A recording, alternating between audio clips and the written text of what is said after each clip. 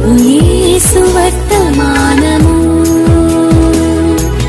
వినుమా ప్రియనేస్తమా, విని నీవు ప్రభుని విశ్వసించుమా.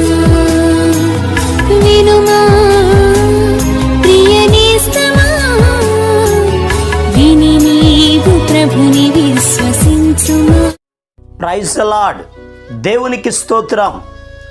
అనుదిన మన్నా అని ఈ ఆధ్యాత్మిక కార్యక్రమాన్ని వీక్షిస్తున్న ప్రియ సోదరి సోదరులారా, మన ప్రభువును రక్షకుడునైన యేసు క్రీస్తు అతి శ్రేష్టమైన నామములో మీ అందరికీ శుభాలు వందనాలు తెలియచేయుచున్నాను.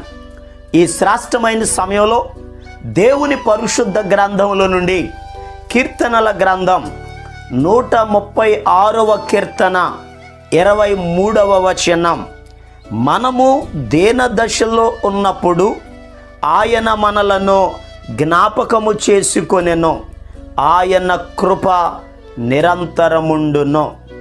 ప్రభునందు ప్రియ దేవుని యొక్క బిడలరా, ఇశ్రాయేలీయులు ఐగుప్తు దేశములో వారు దేన దశలో ఉన్నప్పుడు, వారు బంధకాలలో ఉన్నప్పుడు, వారు సమస్యలలో ఉన్నప్పుడు, వారు నిట్టూర్పులు విడుచుచున్నప్పుడు, వారున్న అటువంటి పరిస్థితులలో దేవుడు వారిని జ్ఞాపకము చేసుకొనెను అని వాక్య భాగంలో రాయబడి ఉంది.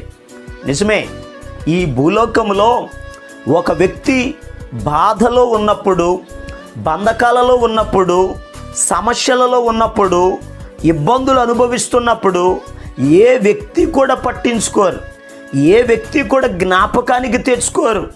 ఈ భూలోకంలో ఒక వ్యక్తి మరొక వ్యక్తిని జ్ఞాపకం చేసుకోవాలి అని అంటే ఆ వ్యక్తి అభివృద్ధి చెందన్నా ఉండాలి, ఆ వ్యక్తి అవసరమన్నా అయి ఉండాలి. నిజమే, ఈ భూలోకంలో అటువంటి పరిస్థితులలోనే మనుషులు మరొక వ్యక్తిని జ్ఞాపకం చేసుకుంటారు. అయితే మనం ఆరాధన చేసే దేవుడు ఆయన మనలను మరచిపోని దేవుడు. మనం ఏ పరిస్థితులలో ఉన్నా, ఎటువంటి స్థితిగతుల మధ్య ఉన్నా ఆయన మనలను జ్ఞాపకం చేసుకునే దేవుడు.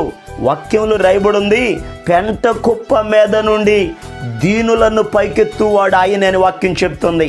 ఒక వ్యక్తి ఏ స్థలములో ఉన్నా, ఏ పరిస్థితులలో ఉన్నా దేవుడు జ్ఞాపకం చేసుకుంటాడు. ఎందుకనగా కీర్తనాకారుడు భక్తుడైన దావీదు గారు చెప్తారు, 8వ కీర్తన 4వ వచనంలో, నీవు మనుషుని జ్ఞాపకం చేసుకున్నటకు వాడు ఏ పాటివాడు, నీవు నరపుత్రుని దర్శించుటకు వాడు ఏ పాటివాడు అని అన్నారు. నిజమే, మనం ఏ పాటి వారం?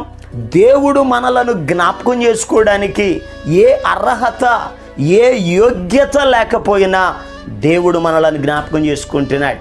ప్రియ దేవుని యొక్క బిడ్డలారా, ఆనాటి దినాలలో ఉన్నటువంటి ఇశ్రాయేలీలనే కాదు, ఈనాడు మనలను కూడా ఆయన జ్ఞాపకం చేసుకునే దేవుడు.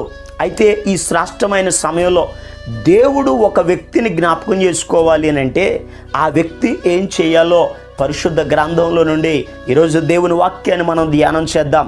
చూడండి, దేవుని పరిశుద్ధ గ్రంథంలో నుండి ఆదికాండం 8వ అధ్యాయం 1వ వచనం, దేవుడు నోవహును అతనితో కూడా ఓడలోనున్న సమస్త జంతువులను సమస్త పశువులను జ్ఞాపకము చేసుకొనెను.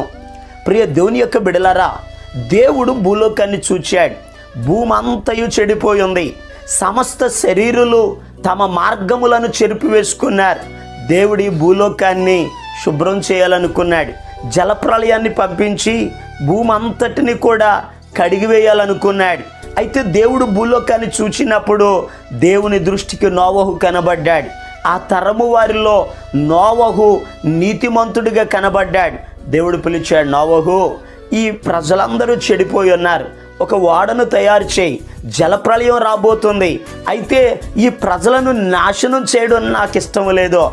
ఓడను తయారు చేసి అందరికీ ప్రకటించు, ఓడలోనికి రమ్మని చెప్పు అని అన్నారు. అయితే నోవహు ఓడను తయారు చేశాడు, అందరికీ ప్రకటించాడు. ఏ ఒక్కరూ ఓడలోనికి రాలేదో దేవుడు చెప్పాడు, ఆకాశ పక్షులను భూజంతువులను పిలవమని. అవి దేవుని మాటకు లోబడ్డాయి, జతలు జతలుగా వచ్చాయి, ఓడలో ప్రవేశించాయి. ఆకాశ పక్షులు, భూజంతువులు, నోవహు కుటుంబము ఓడలో ప్రవేశించిన తర్వాత ఓడ తలుపును మూశాడు, ఆకాశపు తూములను తెరిచాడు. ప్రచండమైన వర్షం, 40 పగళ్ళు 40 రాత్రులు వర్షం కురిసింది. భూమంతయు కూడా జలముల చేత నిండిపోయింది. ఈ యొక్క ఓడ అరారాతు పర్వతం మీద నిలిచింది. కొన్ని దినాల తర్వాత దేవుడు నోవహును ఆ జంతువులను, పక్షులను జ్ఞాపకము చేసుకొనెను అని వాక్యంలో రాయబడి ఉంది. ప్రియ దేవుని బిడ్డలారా, జాగ్రత్తగా వినండి. నోవహును ఆ పక్షులను, జంతువులను దేవుడు జ్ఞాపకం చేసుకోవడానికి కారణం ఏమిటో తెలుసా? నోవహు, ఆ ఓడలో ఉన్నటువంటి వారంతా కూడా దేవుని మాటను విన్నారు. ఈరోజు ఈ మాటలు వింటున్న ప్రియ దేవుని బిడ్డలారా, నువ్వే పరిస్థితులలో ఉన్నా దేవుని మాటను వినగలిగితే దేవుడు నిన్ను జ్ఞాపకం చేసుకుంటాడు. ఆయన నిన్ను జ్ఞాపకం చేసుకున్నాడా, నీవున్న బంధకాలలో నుండి విడిపిస్తాడు, నీవు అనుభవిస్తున్న సమస్యలలో నుండి విడిపిస్తాడు, నువ్వు ఎదుర్కొంటున్న కీడులో నుండి దేవుడు తప్పిస్తాడు. దేవుడు మనలను విడిపించాలి, తప్పించాలి అని అంటే దేవుని మాటను వినాలి. పరిశుద్ధ గ్రంథంలో రాయబడి ఉంది, సొదొమ గొమొర్రా పట్టణాలు, ఆ పర్వత మైదానాలను దేవుడు చూచినప్పుడు అవన్నీ చెడిపోయి ఉన్నాయి. దేవుడు అగ్ని గంధకాలు కురిపించి నాశనం చేయాలనుకున్నాడు. కానీ వాక్యంలో రాయబడినటువంటి మాట ఆదికాండం 19వ అధ్యాయం 29వ వచనంలో రాయబడి ఉంది, ఆ ప్రాంతములో నివసించుచున్న ఆ లోతునట అబ్రహామును బట్టి జ్ఞాపకం చేసుకున్నాడట.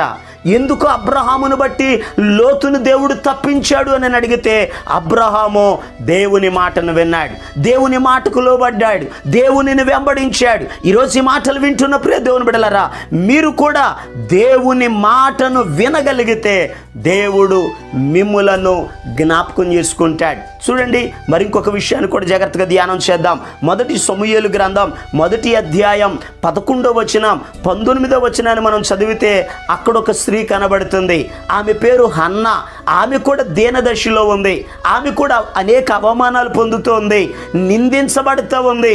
అటువంటి ఆమె అట దుఃఖాక్రాంతురాలై దేవుని సన్నిధిలోనికి వచ్చింది, ప్రార్థన చేసింది, దేవునికి మొర్ర పెట్టింది.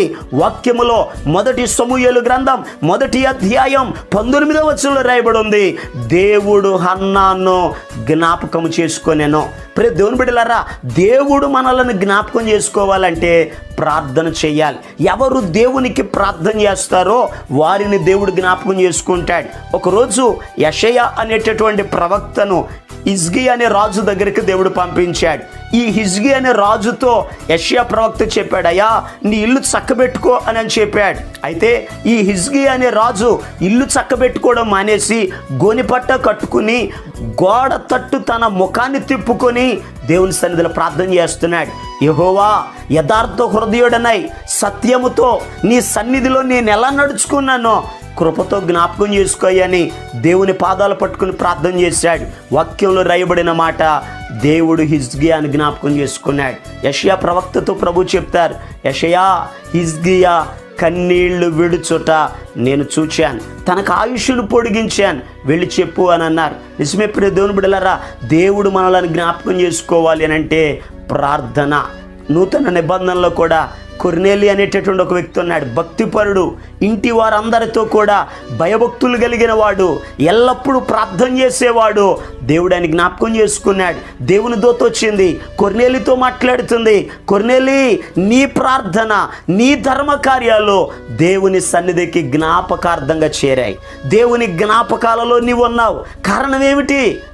కొర్నేలి దేవునికి ప్రార్థన చేయుచున్నాడు. ఈ మాటలు వింటున్న ప్రియ దేవుని బిడ్డలారా, మీ జీవితంలో కూడా ఎడతెగక మెలకువగా ఉండి విసుగక ఆసక్తితో పట్టుదల కలిగి ప్రార్థన చేయగలిగితే దేవుడు మిమ్మల్ని జ్ఞాపకం చేసుకుంటాడు. మరి ఇంకొక మాటను చదువుదాం, చూడండి. కీర్తనల గ్రంథం 112వ కీర్తన 6వ వచనంలో రాయబడి ఉంది, నీతిమంతులు నిత్యము జ్ఞాపకములో ఉందురు అని వాక్యం చెప్తుంది. ప్రియ దేవుని బిడ్డలారా, దేవుడు మనల్ని జ్ఞాపకం చేసుకోవాలి అంటే నీతిమంతులుగా జీవించాలి.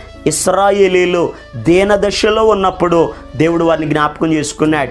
వారిని జ్ఞాపకం చేసుకున్నాడు గనకనే ఐగుప్తులో నుండి కనానుకు నడిపించాడు. ఈరోజు నీ జీవితంలో ఏ బంధకాలలో అయితే నీవు ఉన్నావో ఆ బంధకాలలో నుండి దేవుడు నిన్ను విడిపించాలి, ఆశీర్వదించాలి అని అంటే దేవుడు నిన్ను జ్ఞాపకం చేసుకోవాలి.